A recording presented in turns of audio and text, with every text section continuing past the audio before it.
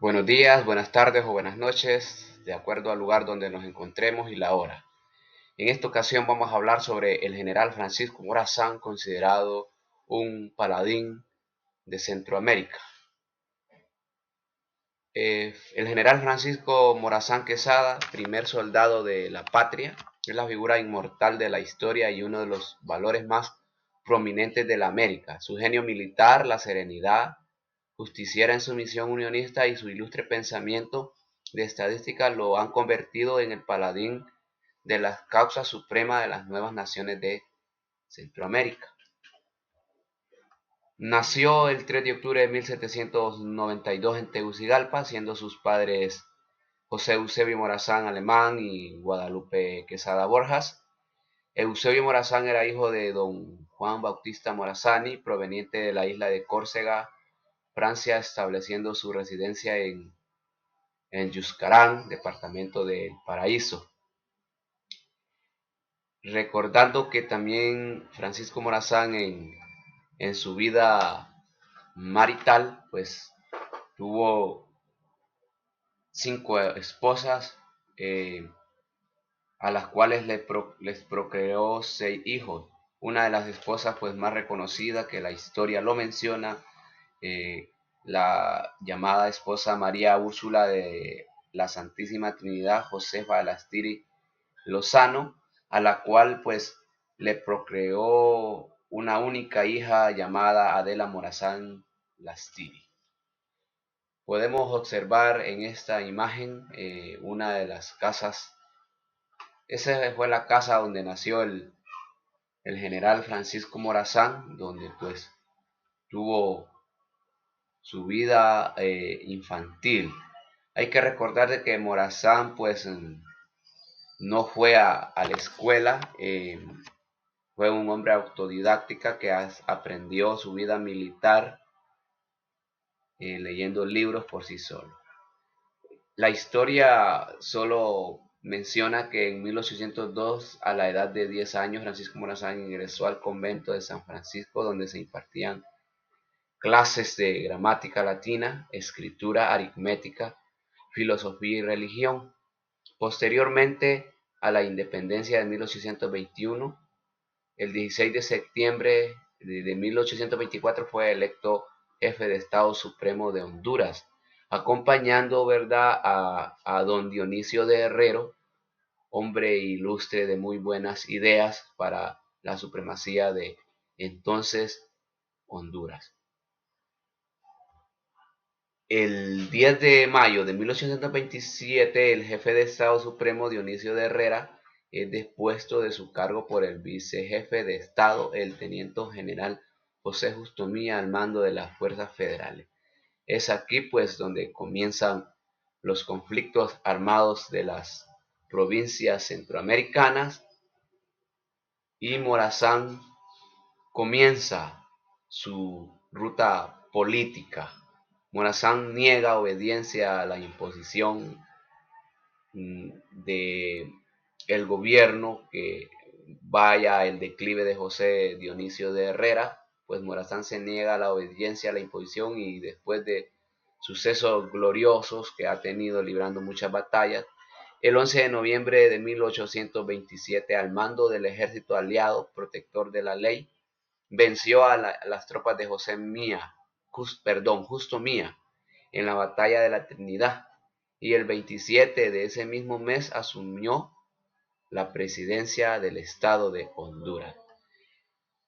Mencionar que Morazán, en sus muchas batallas que ha tenido, una de las batallas más importantes ha sido la batalla de la Trinidad, que aparece pues en el billete de 5 lempiras.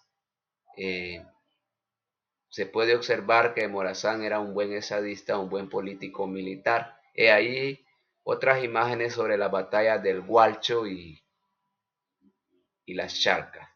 Recuerden que Morazán, durante su vida política y su ideal unionista, pues eh, ha sido perseguido por sus enemigos.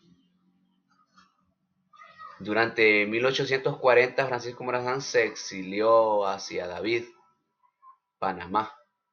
fue perseguido, ¿verdad?, por sus enemigos que no aceptaban los ideales, donde lo esperaban sus familiares, y en ese sitio pues se dedicó a escribir el Manifiesto de David, una obra muy importante en la vida política de él. En este manifiesto pues Morazán ataca a los serviles, a quienes acusa de ser hombres mezquinos y abusadores de los derechos más sagrados del pueblo. Hay que recordar que Morazán fue uno de los hombres que luchó más por la educación,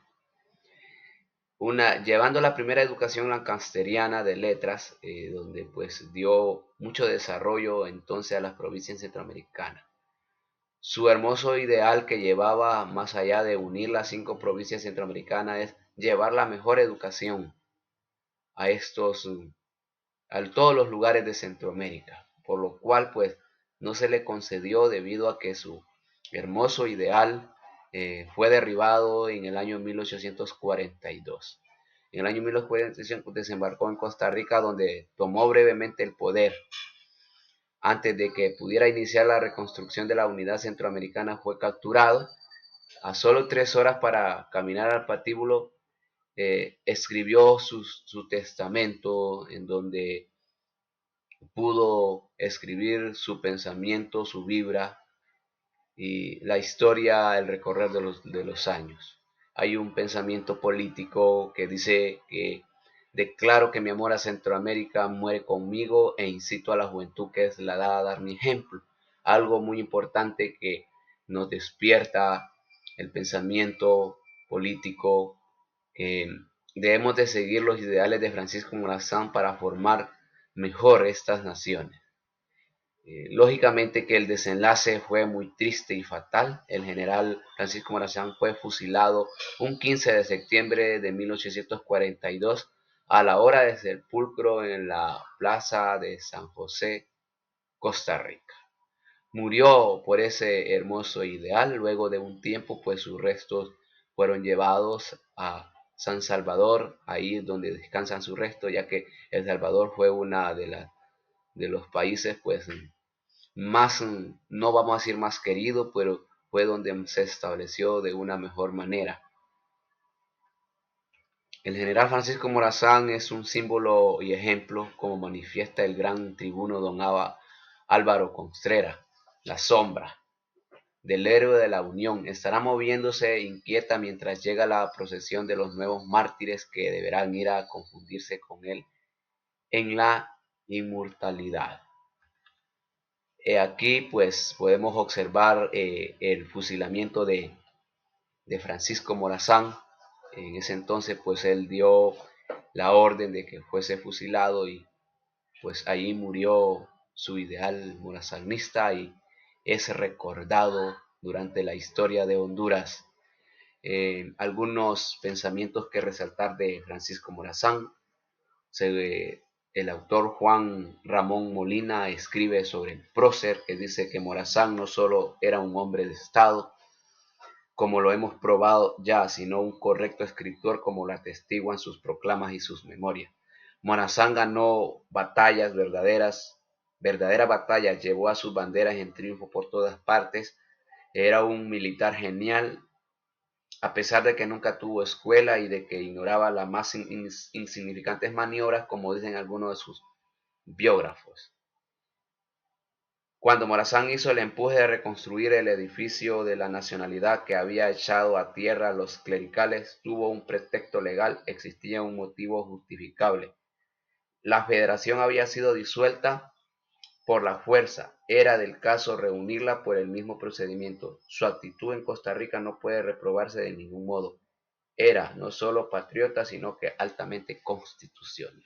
Esto nos da a entender lo estadista que era este héroe nacional recordado en toda la región centroamericana.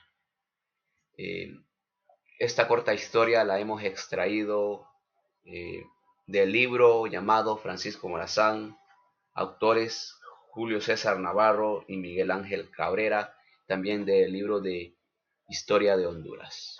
Muchas gracias.